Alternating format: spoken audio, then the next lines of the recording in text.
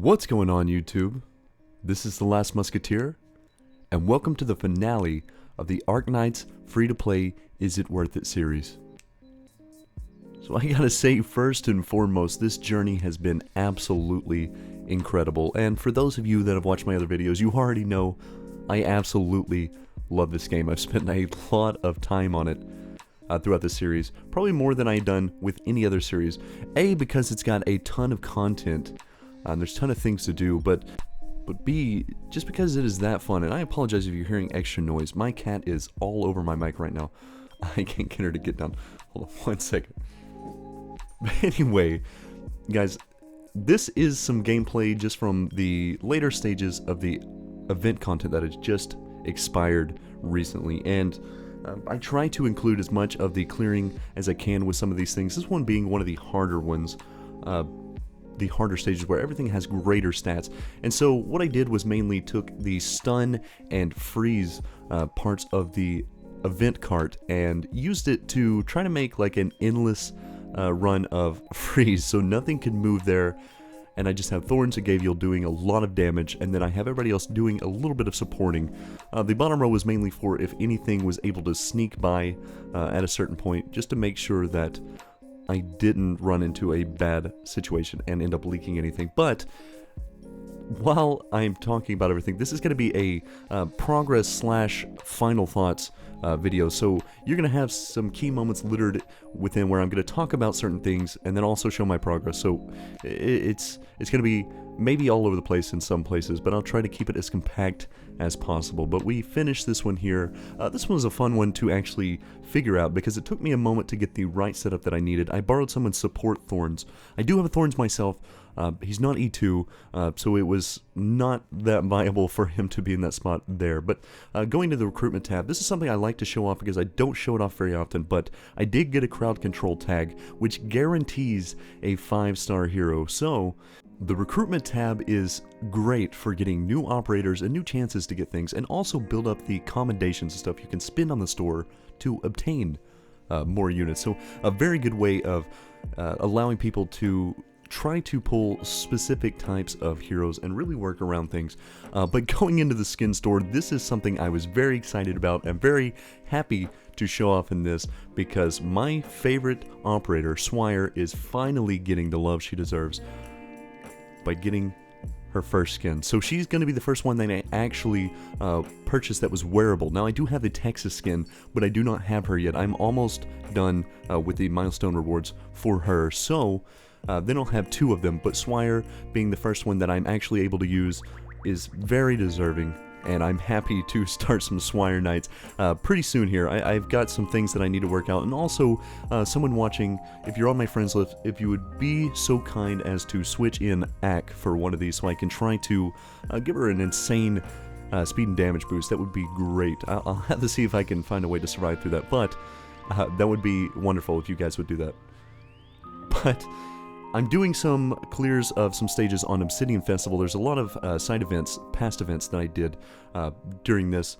So while this is running, I'm going to talk about some major aspects about the gameplay itself. So this game is all about like a strategy defense style. You're stopping the enemies from going through the blue gates by using operators to take out these enemies. Now, the greatest part of this game in itself is that it's not just about using meta units. Yeah, you can do that to make life a little easier if you have them, but you don't have to have them whatsoever.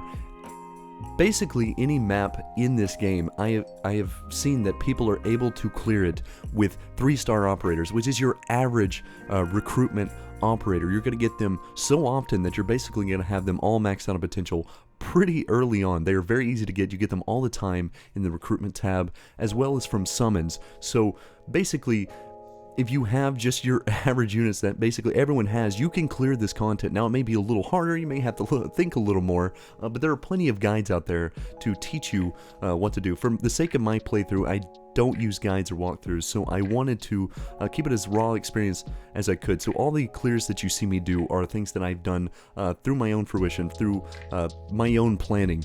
And so with as small brain as I am, I'm a bit of an idiot a lot of times. I think I've done a decent job of it. That just goes to show how much different strategies you can implement into this game. That is the single greatest part about it, and there are so many great aspects to this game. So you're just going to be an endless strategy fest. It is so fun to do, especially when you're trying to figure out a very, very hard stage and you finally figure it out. It's the greatest feeling ever. So I do encourage people that if you do play it, try to do it on your own. It helps figuring out strategies if you can understand the core gameplay itself a little better, if you don't have to look out for guides. But, you know, if you want to make it a little easier on yourself, go for it. You know, no one's gonna blame you for that, because there are some that require some big brain plays. But in the recruitment tab, I'm doing some pulls that I have here because I'm trying to get Mudrock from the Distinction Shop, and I'm just about 20 something I think short, so I got to do as many pulls as I can to try to get to that point. Now I am pulling on these to try to get some of the featured 5 stars. If I would get a 6 star, that would be fantastic, but I'm not expecting that from this one because I'm not pulling very many. But I did get a new one in Spectre. Spectre's actually a really nice operator. But I don't know that I'm going to build her anytime soon, basically because I have a surplus of higher ranked guards at the moment. I didn't realize just how much I had put into that specific class, so I'm going to have to slow down on that for a bit, but she will see the light of day at some point here, and I will be happy to use her because she is a very nice champ. But while this one is running, I'm just building chips, the secondary chips, so I can get the dual chips to work up Thorns, because that was my main goal during this week, trying to get him done, get him to E2 before the end of the week, and it is a bit of a resource dump on that sense. Well worth it. Don't get me wrong, it is extremely worth it, but it is very costly for 6-star operators, so it's good to focus on the lower rarity first, which goes hand in hand with what I was talking about earlier, about how this game allows you to complete content with low levels without having to be stuck in a meta grind. It is a perfect balance. So basically, this run is, not the most efficient. I tried to do some weird setups so I could get certain things like Gabriel pulling things off the map instead, and so the auto looks a little strange, but it was not that hard to figure out, honestly. I've gotten a lot better, and getting things to be, like 100% auto is not as hard as it used to be. It used to be me just failing map after map, going in and just running as many practice runs as I possibly could until I figured out a 100% guaranteed run. So at this point, yeah, I am getting pretty decent at getting the auto clears. There are some really hard stages out there that I'm still struggling with, and it's mainly because just taking the time to do it. With all the series that have been going on, it was hard to take the time into the really hard stuff, like recently my introduction to the contingency contracts. They're bit more thinking involved with those, so I'm gonna have to figure that out and take some time out of each day to give it enough time to run it to make sure that I get it. Now, I had been building these guard dual chips that you need to take my Thorns to E2, and the problem is I had made 5 and then I had forgot to claim them, so I went in there to level them up. They weren't in there. I was like, okay, what am I missing here? So maybe I didn't build them, so I went back to try to build them. It wasn't going to allow me to get any more. So at this part, I started panicking because I thought maybe I messed something up. Maybe I accidentally lost those resources. I'm going to have to reform those. It's going to be awful.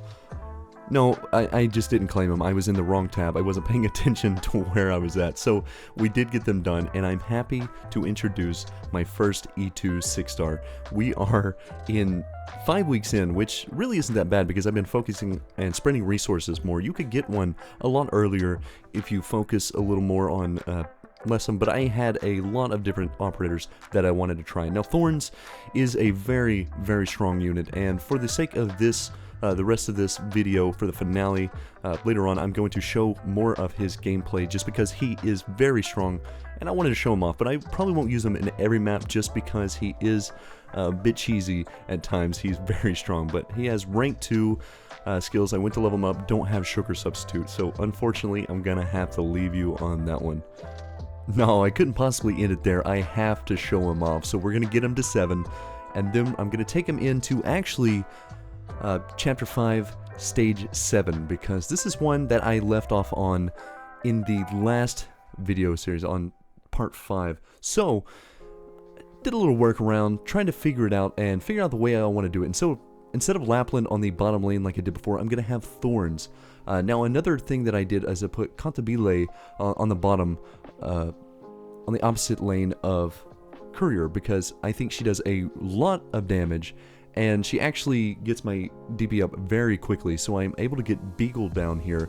Beagle drops these two, and then with the other DP gain that I'm getting, the absolute crazy amount, I drop Gavial the Invincible right behind Beagle to guarantee that nothing gets crossed that line, and then I can drop Click on the bottom to take out the Frostbot right next to Gavial and Beagle. So once that one's gone, they're going to have no problem holding that lane.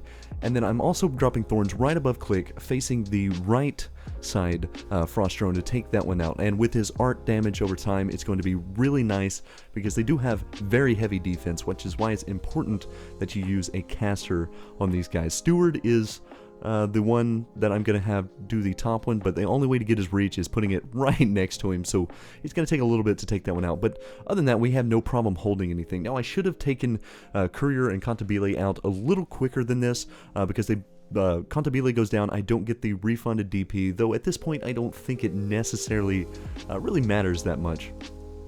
So now, the drone part, I have the slow in the middle. I'm going to drop Cruz in the top left corner, facing down to try to do a little bit more damage to the drones that are coming through. Because one thing I did notice before, even though I'd get really close, one would leak through the left side because Cruz would no longer be shooting after he got slightly past her. So I faced her down instead.